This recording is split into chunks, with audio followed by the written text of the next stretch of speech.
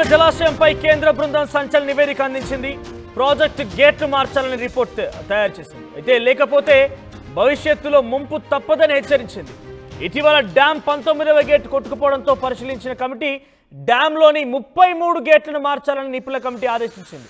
అంటే ఇక్కడ ఒక డ్యామ్ గేట్ సుమారుగా 40 ఏళ్ల పాటుగా మాత్రమే పనిచేస్తుంది. కానీ ఇక్కడ తుంగభద్ర డ్యామ్ దగ్గర సుమారుగా పెద్ద ఎత్తునే కొంతకాలం పాటు వినియోగించారని ఒక తాజా నివేదిక కూడా ఉంది. అయితే 33 గేట్ల స్థానంలో కొత్తవి అమర్చాలని కూడా కమిటీ నివేదించింది. ఒక్కో గేట్ ఖరీదు సుమారుగా 3 కోట్ల రూపాయలు ఉంటుందంటూ కూడా అంచనా వేస్తున్నారు. మొత్తం ఖరీదు సుమారుగా 100 కోట్లు అయ్యే అవకాశం కూడా ఉన్నట్టు తెలుస్తోంది. సాగునీటి ప్రాజెక్టుల గేట్ల జీవితకాలం 45 ఏళ్లు మాత్రమేనని, అయితే తుంగభద్ర గేట్లని అదనంగా మరో 25 ఏళ్లు వినియోగించారని, సుమారుగా 70 ఏళ్ల పాటు ఈ గేట్లను వినియోగించారు. కాబట్టి చాలా ఓల్డ్ టెక్నాలజీతో కూడినటువంటి ఈ డ్యామ్ గేట్లను వినియోగించిన నేపథ్యంలో ఇటువంటి ప్రమాదం జరిగి ఉంటుందంటూ కూడా అంచనా వేస్తున్నారు. ఈ నేపథ్యంలో పూర్తిగా 33 గేట్లను మార్చాలంటగా నివేదిక రూపొందించినట్టు తెలుస్తోంది. దీనికి సంబంధించి అప్డేట్స్ మా ప్రతినిధి హుసేన్ అందిస్తారు. హుసేన్, సో పూర్తిగా గేట్లు మార్చాలన్నప్పుడు దాని డెఫినెట్గా చాలా పెద్ద ప్రాసెస్గానే చెప్పొచ్చు. సో ఇప్పుడైతే తాత్కాలికంగా ఈ గేట్లు మార్చకపోవచ్చు, కానీ ఎప్పుడు దానికి సంబంధించి ఒక టైం పీరియడ్ నిర్ణయించారా? ఎప్పుడు మార్చబోతున్నారు? ముఖ్యంగా 3 రాష్ట్రాల ప్రభుత్వాలు, కర్ణాటక, తమిళనాడు, ఆంధ్రప్రదేశ్, తెలంగాణ. సో ఇన్ని రాష్ట్ర ప్రభుత్వాలు పూర్తిగా నిర్ణయం తీసుకోవాలి కాబట్టి దానికి సంబంధించి ఎటువంటి నిర్ణయం తీసుకునే అవకాశం ఉంది? Manoj, Tungabhadra dam danger zone లో పడింది. గత నెల ఆగస్టు 10వ తేదీన 19వ number gate chain link gate lift చేసేటువంటి సమయంలో చైన్ లింక్ తెగిపోయి గేటు కొట్టుకుపోయే వరద ప్రవాహంలో గేటు కొట్టుకుపోయినటువంటి పరిస్థితులు మనం చూసాం. అయితే ఈ 19వ గేటు ప్రమాదంలో పడ్డ తర్వాత దాన్ని రీప్లేస్మెంట్ చేసిన తర్వాత ప్రత్యేకంగా కేంద్ర బృందం ఒక ప్రత్యేకమైనటువంటి కమిటీని వేసింది. ఇంజనీర్ నిపుణులతో కూడినటువంటి కమిటీ అధ్యయనం చేసింది. 33 గేట్లు ఈ ప్రాజెక్టు సంబంధించి ఉన్నాయి. అందులో 1వ నెంబర్ గేట్ నుంచి 16వ నెంబర్ గేటు దాకా టీబీ డ్యామ్ పర్యవేక్షణ ఉంటే 17 నుంచి 33 వరకు అటు కర్ణాటక ప్రభుత్వం జలవనరుల శాఖ పరిశీలించేటువంటి పరిస్థితి అయితే కనిపిస్తుంది. అయితే ఈ గేట్ల పరిశీలన సంబంధించి నివేదిక అందించారు. ఆ ప్రాజెక్టుకు సంబంధించినటువంటి ఒక గేటే కాదు, 33 గేట్లు మార్చాల్సినటువంటి అవసరం ఉంది అని నివేదిక తేల్చి చెప్పినటువంటి పరిస్థితి నిపుణుల బృందం ఇప్పటికే ప్రత్యేకమైనటువంటి నివేదిక ఇచ్చింది. ఒకవైపు ఈ యొక్క డ్యామ్ యొక్క సేఫ్టీ, డ్యామ్ యొక్క లైఫ్ టైం వచ్చేసి 45 సంవత్సరాలు అయితే దానికి అదనంగా 25 సంవత్సరాలు వాడుకోవడం జరిగింది. అంటే మొత్తంగా ఈ డ్యామ్ నిర్మాణం ఇప్పటికీ జరిగి 70 సంవత్సరాలు పూర్తి చేసుకున్న నేపథ్యంలో 1949లో ఈ డ్యామ్ నిర్మాణం పూర్తయింది. నిర్మాణం పూర్తయినటువంటి పరిస్థితి అంటే 70 ఏళ్ల పాటు ఆ సేవలు కొనసాగించింది. ఇప్పటికీ పురాతనమైనటువంటి టెక్నాలజీ, అధునాతనమైనటువంటి టెక్నాలజీ అందుకొని ఇప్పుడు ఉన్నటువంటి ప్రాజెక్టును గేట్లను రీప్లేస్ చేయాల్సినటువంటి అవసరం ఉందని నివేదిక స్పష్టమైనటువంటి నివేదిక ఇచ్చింది. ఒక గేటే కాదు, మొత్తం పూర్తి స్థాయిలో ఉన్నటువంటి 33 గేట్లు మార్చాలని చెప్పారు. ఒక్కొక్క గేటు చూసినట్లయితే ఒక గేటు మార్చడానికి 3 కోట్లు అంచనా వ్యయం వేశారు. అట్లా 33 గేట్లు మార్చాలంటే 100 కోట్ల వ్యయాన్ని అంచనా వ్యయం వేసినట్టు చెప్తున్నారు. అంతకు మించి అయ్యేటువంటి అవకాశాలు కూడా కనిపిస్తున్నాయి. ఎందుకంటే ఇప్పుడు ఉన్నటువంటి ఉన్న గేట్లను లిఫ్ట్ తీసేసి కొత్త గేట్లను లిఫ్ట్ చేయాలంటే మాత్రం ఈ తుంగభద్ర డ్యామ్ లో ఉన్నటువంటి వాటర్ అంతగా దిగువకు విడుదల చేయాల్సినటువంటి అవసరం ఉంది. కానీ ఒకవైపు నీరు ఆదా చేస్తూనే మరోవైపు గేట్లను మార్చాలని నివేదిక అక్కడ ఉన్నటువంటి ఇంజనీరింగ్ నిపుణులు భావిస్తున్నారు. ఎందుకంటే మనం చూసాం 19వ గేటు వరద ప్రవాహంలో కొట్టుకుపోయినటువంటి నేపథ్యంలో ఒక్క చుక్క నూరు కూడా బయటికి వెళ్లకుండా ఎలాగైనా సరే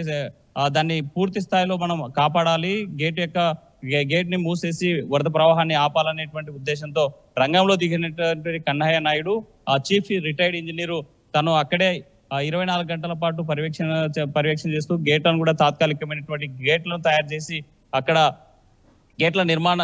గేటు ఏర్పాటు చేసిన పరిస్థితుల్లోనే 20 టీఎంసీల నీరు మాత్రమే వృధా అయ్యాయి. 60 టీఎంసీల నీరు వృధా కావాల్సినటువంటి పరిస్థితి ఆ రోజు ఉండేది.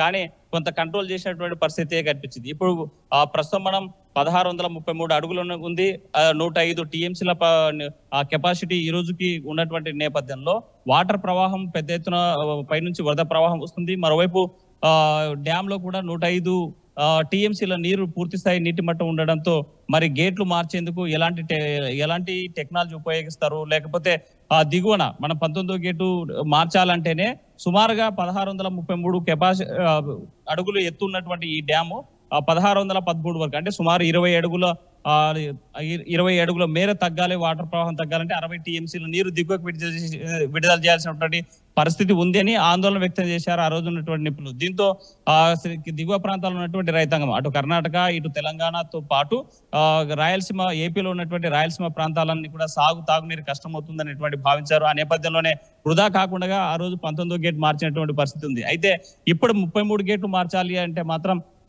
ఆలోచిస్తా ఉన్నారు, ఎప్పుడు మార్చాలి ఏంటని. ఒకవైపు పైన ఎగువ ప్రాంతాల్లో కూర్చున్నటువంటి గేట్లు మార్చడం ఒక ప్రాసెస్ గా ఉంటుంది, పెద్దగా అంటే ఒక ప్రాసెస్ ఉండొచ్చు, అది కాకపోతే సాధ్యం కాని విషయం ఏమీ కాదు. కానీ ఇక్కడ 3 రాష్ట్ర ప్రభుత్వాల అంగీకారం ఉండాలి. 3 రాష్ట్ర ప్రభుత్వాలు కేంద్ర జలమండలి దగ్గరికి వెళ్ళి వారి నుంచి అప్రూవల్ తీసుకోవాలి. నిధులు సమీకరించుకునే విషయంలో కూడా కొంత ఇబ్బంది తలెత్తుంది. కాబట్టి ఈ 3 రాష్ట్రాల ప్రభుత్వాలు అంగీకారం తప్పనిసరిగా ఉన్న నేపథ్యంలో సో ఎటువంటి నిర్ణయం తీసుకోబోతున్నారు? కేంద్ర జలమండలి ఎటువంటి నిర్ణయం తీసుకోబోతోంది? మనోజ్, ఏదైతే నిపుణుల కమిటీ ఇచ్చిన నివేదికను 3 రాష్ట్రాలకు సంబంధించినటువంటి ప్రభుత్వాలు అధ్యయనం చేస్తున్నాయి.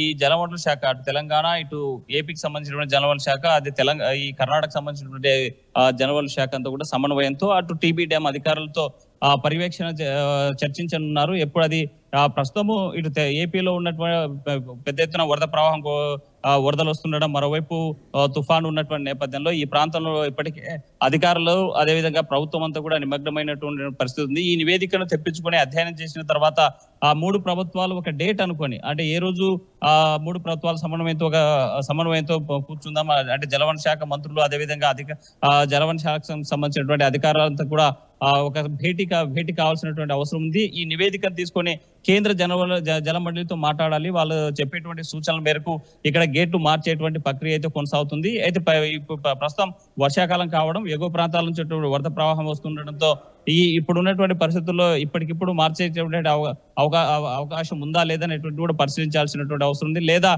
కొంత ఈ సేఫ్టీ అంటే ఇప్పుడు ఉన్నటువంటి 33 గేట్ల సేఫ్టీ ఇంకొంత కాలం ఎండాకాలం వచ్చేదాకా అంటే మరో 6 నెలల పాటు దాని కెపాసిటీ ఉండేట్లా పరిశీలించినట్లయితే ఒకవేళ అక్కడ ఆ గేట్లు సేఫ్టీగా ఉన్నాయనేసి భావిస్తే ఎండాకాలంలో మాత్రం ఆ ప్రాసెస్ స్టార్ట్ అయ్యేటువంటి అవకాశం ఉన్నాయి. ఏదేమైనా 3 రాష్ట్రాలకు సంబంధించినటువంటి అధికారులు ప్రభుత్వ ఇక్కడ మంత్రులంతా భేటీ అయ్యి దాని మీద చర్చించాల్సినటువంటి అవసరం ఉంది.